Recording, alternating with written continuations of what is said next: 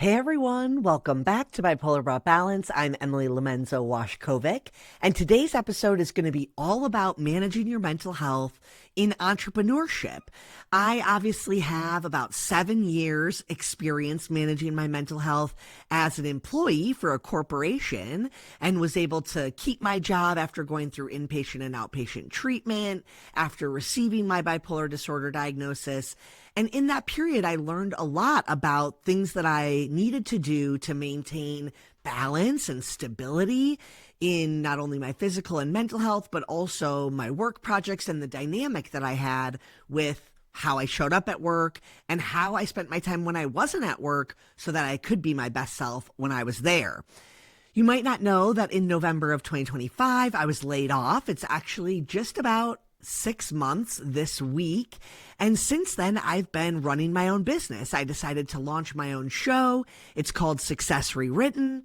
After doing podcasting for my corporate job for over 5 years, I decided that was a great way to spend my time, get my name and my expertise out there, and grow my small business, which is focused around podcast consulting, helping companies with content creation and repurposing, especially using AI.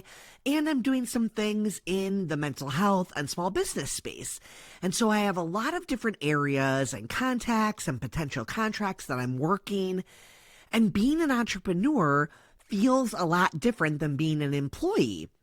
And in the early days of running my own business, I started to realize that I had bent or broken a lot of my former work boundaries because I thought of entrepreneurship as different. And, essentially when you have a job, you're getting a reliable paycheck. But when you're an entrepreneur, you have to kind of create that financial opportunity for yourself, whether it's generating customers or selling something.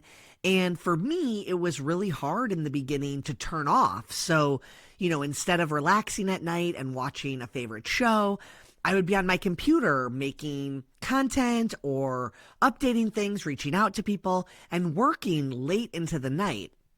And when I had my job, I would never do that. I would always make sure I powered down hours before I was going to go to sleep and trust that I could address anything the next day, really trying to set those good habits so that I could get sleep. Because ultimately, if I'm on my computer until 10 p.m., I'm not going to be going to sleep at 10:30. And so in the very beginning of not working at my company anymore and owning my own business, my therapist said to me, I think you need to consider setting work hours for yourself. And at first I was like, I can't do that anymore. I'm an entrepreneur. And I realized I do need to do that. And the reason I need to do that is so that I can sustain being an entrepreneur, so that I can keep doing this and be able to show up and produce long term instead of burning myself out because I'm not getting enough sleep. And she identified that since I wasn't enjoying watching TV, that was probably because I felt this guilt, like I should be doing something else because I love TV. I watch all kinds of different shows.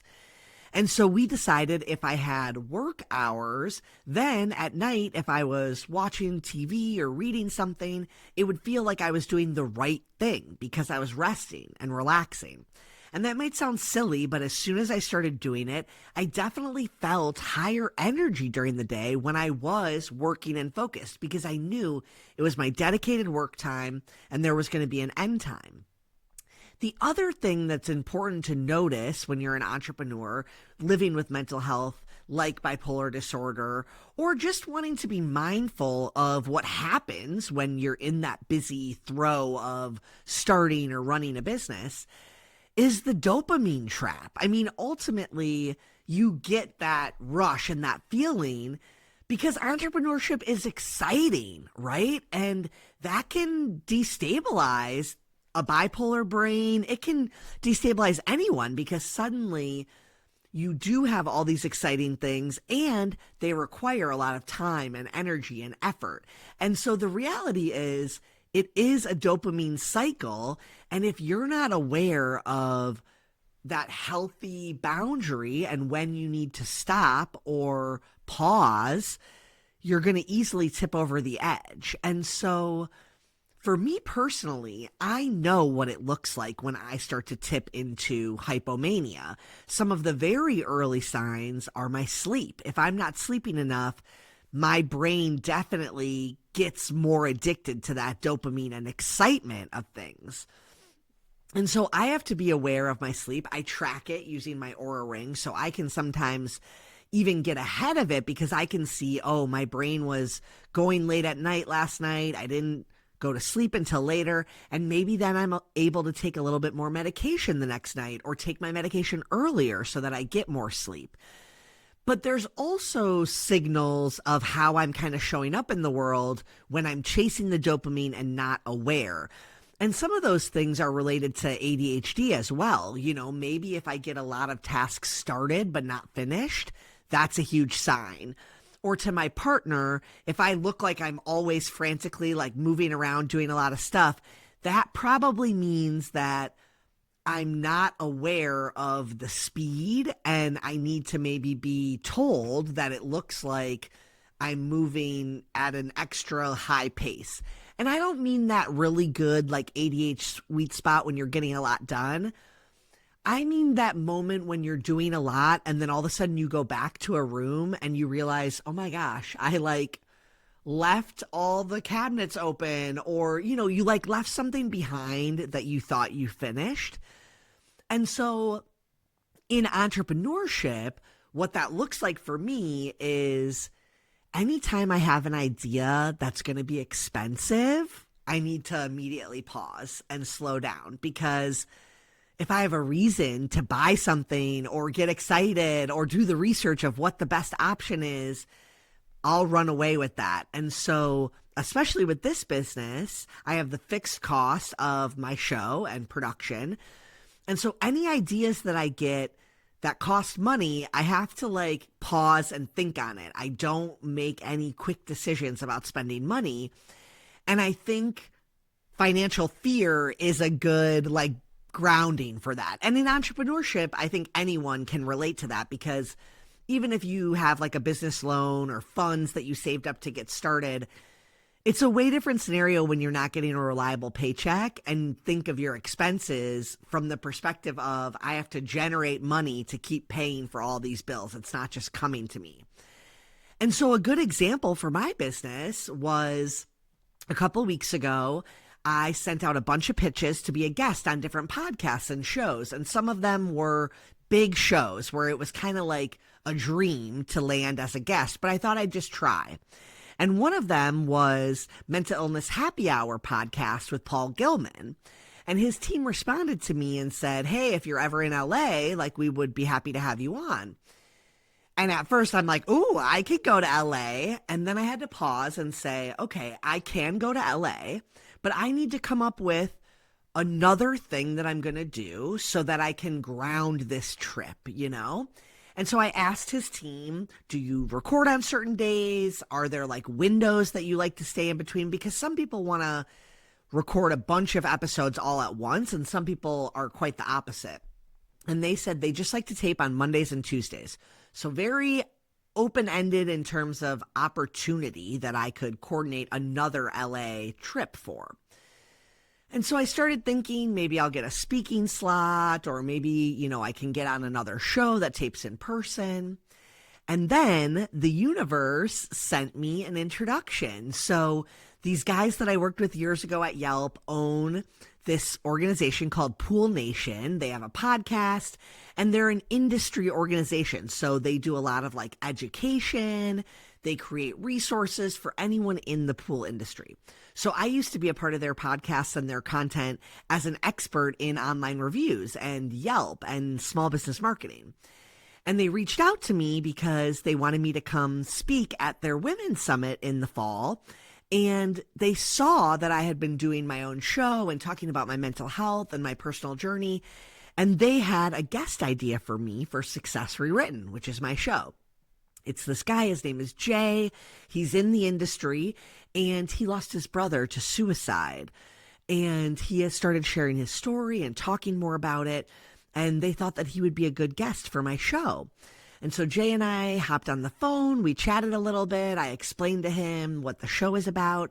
And I had listened to his interview on Pool Nation. And so I had a bit of his story in my mind. And at the end of our conversation, I said, great, when can we schedule your interview? And he asked where I was located. And I said, oh, no, we record virtually, so it can be whenever. And he said, well, I'd really like it if we could record in person. And I said, well, where do you live? And he lives right outside of LA. So now, the last week of May, I'm going to go to LA, and I set it up so that in one day, I'm going to tape with Jay, a friend of his, Charlotte, who is an author and has shared her own journey about losing her husband to suicide. And then we're also going to interview another individual. His name is Jay Johnson, and you'll be seeing some content about him and his business in the next week. He lives with ADHD and invented these earphones and this vibrational sound software that you can use that's almost like a better method for neurodivergent people as meditation. So the sounds and the way that it works jive with the neurodiverse brain a little bit more. So I get to interview all these amazing people in person. Then I get to go do my interview for this show. And that was because I paused. If I wasn't aware of my own dopamine chasing and the fact that I love to spend money and I love exciting trips and opportunities, I could see myself getting that email and just planning a trip to go be interviewed. And that's a little bit over the edge, right? That's when you're tipping into that range of it's no longer exciting and urgent because it's a business, but now you're letting the emotions take over and feeding yourself. And so take that pause if you're an entrepreneur, especially if it's a financial decision, and see what you can come up with. Because I truly believe by me pausing and saying, I'll get to LA, but I need to find the right time, that's what sent Jay my way. And that's what set off this whole trickle effect of me being able to interview 3 people while I'm there and be a guest on another show. So that dopamine trap is so real. And you want to think about what it might look like for you when you start tipping into that unsafe place. And honestly, that leads me right into my next point, which is you need to have a support team. For me, when I think of my support team or my care team, I think of my psychologist, my psychiatrist, and my therapist, right? They're the primary foundation in terms of my medication. They understand some of my triggers or things that I need to be aware of. And they're used to seeing not only me, but other people in the more clinical sense and what that danger zone might look like. Now, my support team can't just be my clinical team. My husband is a part of my support team, my friends. Now, when I worked for a corporation, my coworkers were a part of my support team, and they knew what to look for. They knew signs and signals of if I was maybe in an unhealthy place so that they could ask and potentially support me if I needed it, or just temp check and make sure that we weren't tipping into that area. And so your support team as an entrepreneur is really important too. And I think you sometimes need to do some more work as an entrepreneur to not only create your support team, but keep them informed. And something that I do with my team is I tell them what some of those things are to look for. And then we come up with phrases that are safe so that I don't have an overreaction and I can actually accept their observations or their help. And so an example of what my husband might say is, hey, seems like you have a lot going on up there. And it's like a little bit of a joke or an icebreaker, but it also, to me, signals he's noticing that I'm in a hyper sped up mode, worth saying something. And if it's more serious, then he'll ask me a more direct question, like, it seems like there's a lot going on.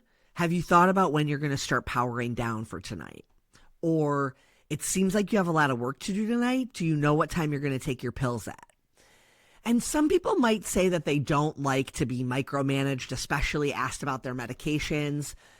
I want to be clear. My husband is only asking me that in these rare occasions where he's observing Hey, we might need to have a conversation because Emily seems like she's in an elevated state and she doesn't seem like she knows she's in an elevated state.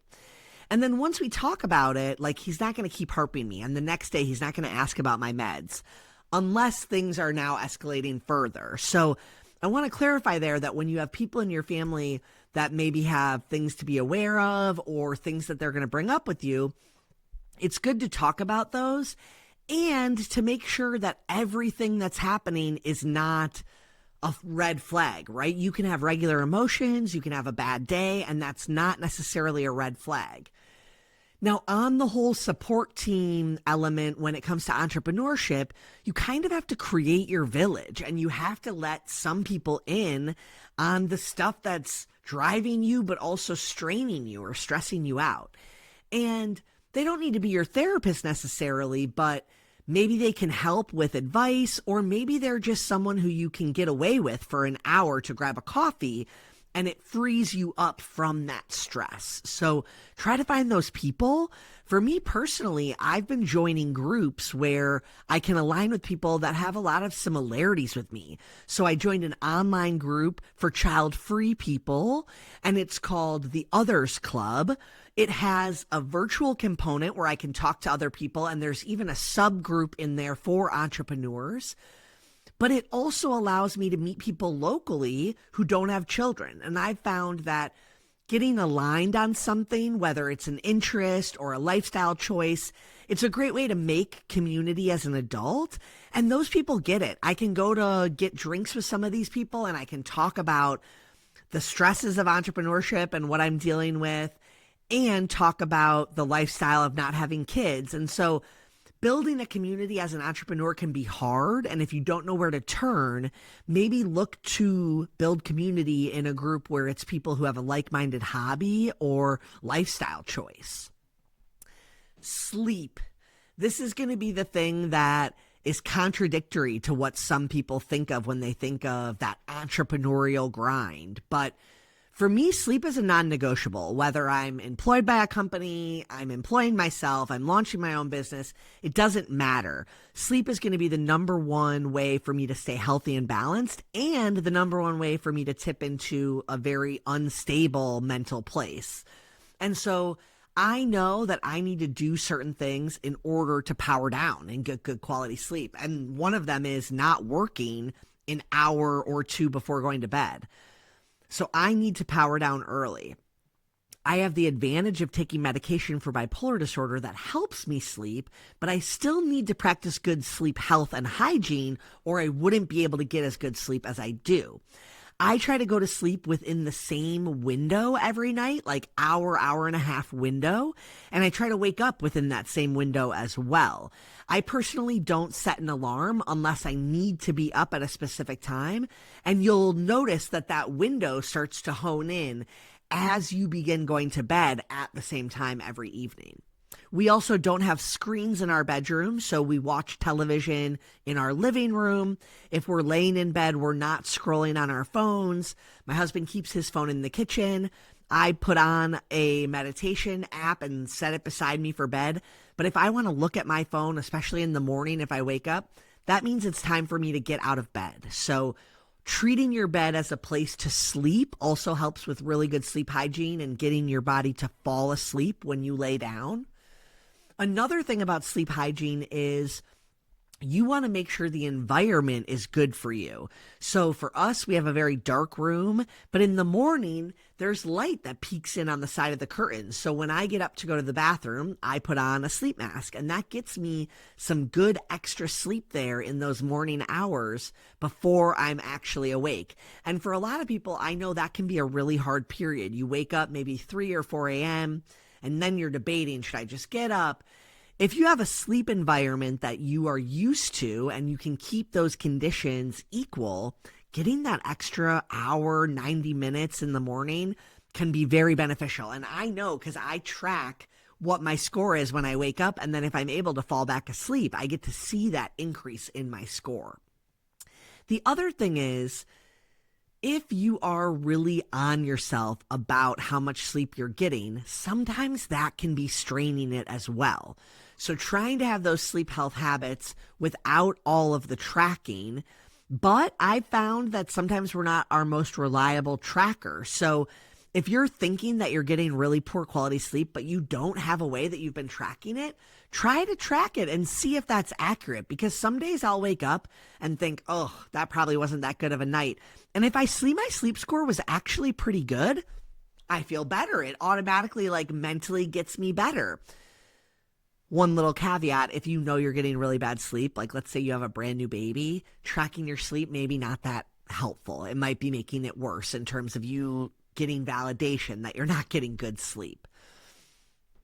To close all of this out, I want to say that being mindful and aware of your mental health, whether you have a diagnosis or not, is so important, especially if you're an entrepreneur, because of the dopamine trap, because of the fact that entrepreneurship inherently requires more of your time. It gnaws at your brain even if you're not working on it. And so you need to be mentally strong and create boundaries and systems that will help you maintain and sustain.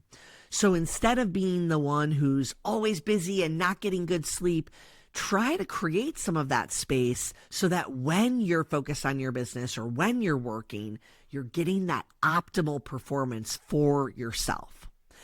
At the end of the day, as an entrepreneur, you're going to have to pivot, and that can feel like failure sometimes. You're also going to fail. And I think assuming otherwise or hoping for otherwise is just going to set yourself up for mental and emotional failure. So being an entrepreneur means failure is inevitable.